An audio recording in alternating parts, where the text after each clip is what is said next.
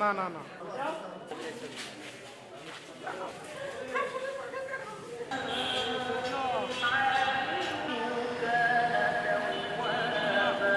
সমাজ এবং বুদ্ধিভিত্তিক যে আন্দোলন ছিল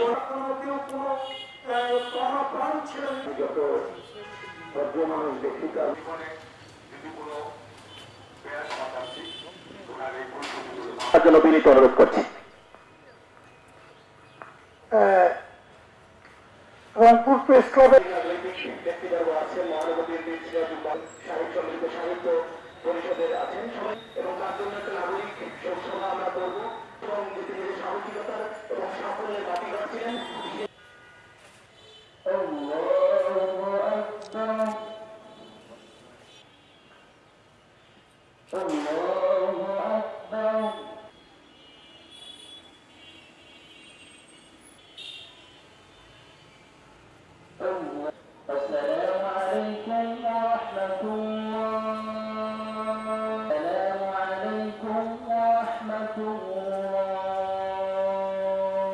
তিনি রংপুরের সমস্ত সাংবাদিকদের অভিভাবক ছিলেন। তার মৃত্যুতে একজন খ্যাতিমান জ্যেষ্ঠ সাংবাদিককে আমরা হারালাম। এই শূন্যস্থান পূরণ করা কোনোভাবেই সম্ভব নয়। মুক্ত গণমাধ্যম, সাংবাদিক ঐক্য এবং সাংবাদিকদের অধিকার আন্দোলনে সবসময় নিজেকে সচেষ্ট রেখেছেন। অনেক স্মৃতি আছে আমাদের, বিশেষ করে আমি যেটি বলি সাহস এবং ঐক্যবদ্ধ সাংবাদিকতার যে প্ল্যাটফর্ম প্রয়োজন ছিল সেটি কিন্তু রংপুরে দেখিয়ে গেছেন।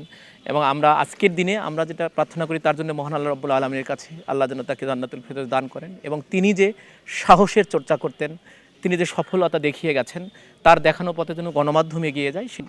আন্তর্জাতিক মানের সাংবাদিক, সে বিশ্বের যে বড় প্ল্যাটফর্মগুলো গণমাধ্যমের রয়টার্স, বিবিসি বাংলা সহ বিভিন্ন গণমাধ্যমে কাজ করেছে।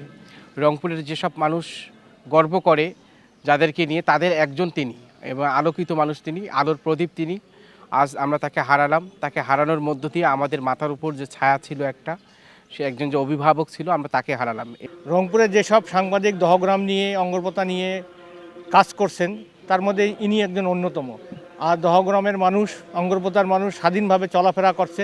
রংপুরের যে কয়েকজন সাংবাদিক আছেন তাদের লিখনের মাধ্যমে চলাফেরা করতে পারছেন, তার মধ্যে ইনি একজন। আমি তার রুহের আত্মার মাগফিরাত কামনা করি। আর ইনি সাংবাদিকদের ভেদাভেদটা যাতে না হয় সেই চেষ্টা করে গেছেন কিন্তু।